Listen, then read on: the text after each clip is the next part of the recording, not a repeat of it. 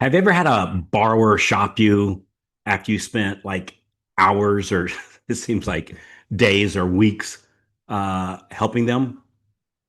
Hi, my name is Carl White. You are listening to Loan Officer Freedom, and I'm going to tell you how I got past those types of frustrations. So I want to be completely transparent. I did not come up with this solution. This is a solution somebody gave me when I thought I was going to jump off the bridge one day after, gosh, I can't believe it happened again kind of moment. And this person gave me four words. I just had to count it. Yeah, go get more. Yeah. Gave me four words, change the trajectory of my business, and definitely change my attitude to help me grow my business. And so back to the original scenario that I gave you, like you had a borrow shop you after spending all that time with them. And you know what I mean? Like you took the application, you ran the numbers, you answered their questions. Maybe it was on a Saturday. You talked to them, and maybe it was an evening. Your spouse might have been, hey, what about me? And you go, what? Let me just make this real quick call. You helped them understand their options. You gave them good advice. And then all of a sudden, they call you and say, well, we talked to another lender and they said they could do it cheaper. They could do it different. They could do it lower down payment, whatever. Or maybe they didn't even call you back at all. Like they just disappeared. They ghosted you. Or maybe you had a real estate agent. Carl, I'm definitely going to send you the next one. And then the next one goes to somebody else. Or maybe you had a deal that looked great. And then 3 days before closing, something blew up. The buyer changed jobs. The appraisal came in low. The income didn't work. The buyer just bought a truck. I've had that happen. The deal just fell apart, right? So if you've been in the mortgage business any more than about 11 minutes, you know exactly what I'm talking about here. And what I want to talk about today is something that I really believe can help you stay sane in this business and help you grow your business in the most challenging of situations. And it's a simple phrase. It's not fancy. It's not complicated, but I'm telling you, it has worked for me and everybody I shared it with every single time. And here's what it is. It's a simple phrase, and here's the four words. Just go get more. Just go get more. That's it. Just go get more. Now, I don't mean that in like a careless way, right? I'm not saying we shouldn't care about our borrowers. I'm not saying we shouldn't care about our referral partners. I'm not saying that we shouldn't try to deals and become better at it. Of course we should, right? We care deeply. We want to serve people. We want to be professional. We don't want to let people down. We don't want to let our referral partners down. We want to do a great job. We want to serve our clients. But here's the part that gets so many loan officers in trouble is they lose one deal and it wrecks their whole day or their week or their month or maybe sometimes I've seen it their career, right? One realtor doesn't send them a deal and they start questioning everything. One pre-approval falls apart and they act like the whole market is against them. And I get it. I've been there. But here's what I've learned is a lost deal hurts a lot more when you don't have enough other opportunities. Like I'm going to tell you right now, our team, we lose one, hell, probably once a week because there's so many. You see, and if we only had one and you lose one, well, that's a big deal. Then 100% has gone south. So if you've only got one going, or two, or three, or even four, that's 25%. That's a real issue. So when your pipeline is thin, every deal feels like it's life or death. When you're only, you only got one or two things that you're working on, every single one of them seems huge, and it is huge. If one shops you, like it feels personal. If one falls apart, it feels devastating. If one realtor sends a deal somewhere else, it feels like betrayal. But when you have 20, 30, 40 active conversations happening, you still care. You just don't crumble, right? And that's the big difference. You still do your best. You still follow up. You still try to win the business. You still try to serve at the highest level. You just don't get emotionally hijacked by every single outcome. And my friend, there's a much healthier way to run your mortgage business. More solves a lot of problems. Just go get more conversations, more referred leads, more realtor relationships, more database touches, more follow up, more appointments, more pre approvals, more applications. More gives you options. And it's simply your choice to go get more. More gives you confidence. More gives you freedom, emotional control. And when you have more opportunities, I found I stopped acting desperate. That was huge, right? Because I think the people that were around, they can feel desperation, not just my borrowers or my prospects, not just my referral partners, but my team, right? So the realtors can feel desperation. People can tell when you're trying to hang on to one deal like it's the last helicopter out of an earthquake or a war, and that's not a good place to be, right? The best loan officers I know care a lot, but they don't chase from a place of panic, right? They serve, they advise, they follow up, they communicate, they ask for business, but they also know this business is not built on one deal. It's built on activity. It's built on consistency, conversations. It's built on doing the right things over and over and over again. It's not about doing 13 different things. It's about doing just a couple of things, like one, two, three, over and over and over. So when a borrower shops you, you don't take it personally. It's not devastating. We don't like it, of course, but like it's not earth shattering, right? So like when a borrower shops you, like don't take it personally. I mean, take it seriously, but there's a difference, right? Don't go home and I don't know, pout, put your hand in between your head in between your arm hands, and I've done that, right? Don't spend the next 3 hours complaining to your processor. I've done that too. Don't write some long emotional email trying to prove why they should have used you. Did that too. And by the way, yes, I hit the send button. Wish I hadn't done that one. Wish I'd have listened to this episode myself earlier in my career. Like, don't get mad at the borrower, right? Don't get mad at the realtor. Don't get mad at the market. Don't get mad at yourself. But do ask yourself some good questions. Did I explain my value clearly enough? Did I build enough relationship? Did I ask the right questions? Did I follow up fast enough? Did I get referred in strongly enough manner? Did I ask for the commitment? Did I make it clear what the next step was? I mean, those are some great questions we want to be asking. We don't beat ourselves up over it, right? But when something happens, we're like, of course, look, we're looking to get better. We're looking to improve. We're just not looking to be devastated by one deal. Just go get more, right? Improving is, I mean, that's how we tighten up our process. But after you learn the lesson, move on. It's okay.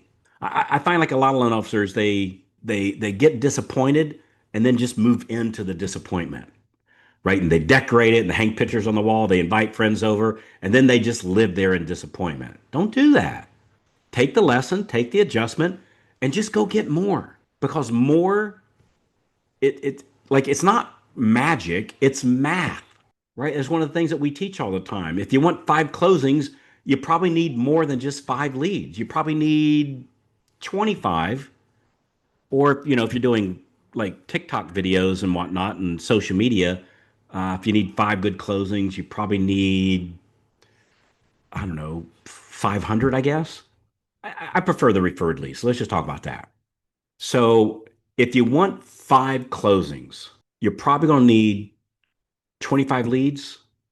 To get 25 leads, maybe 50 good conversations.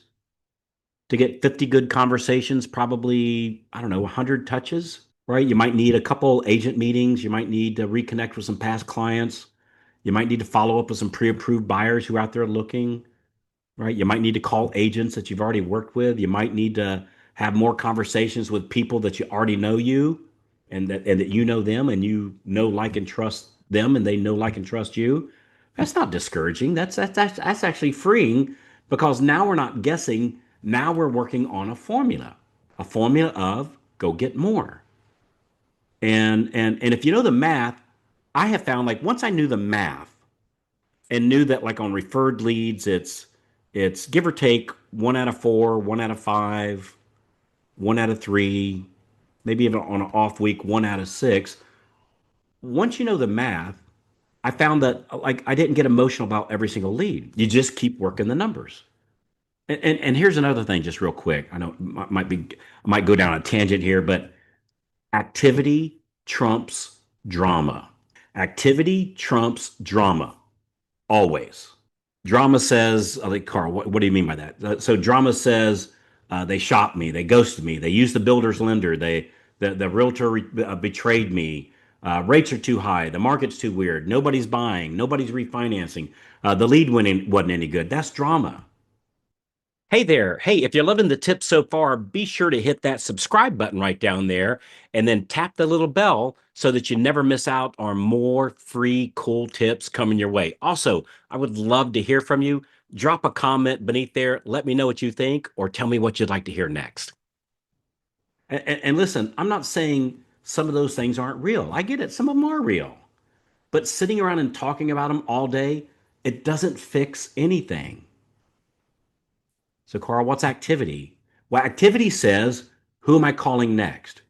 Who can refer me today? Which realtor needs a follow up? Which past client should I check on?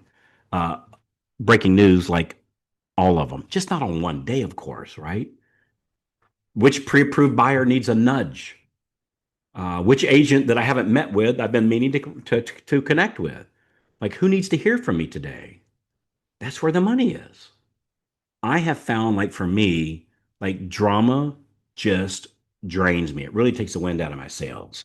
And I have found also that activity gives me confidence.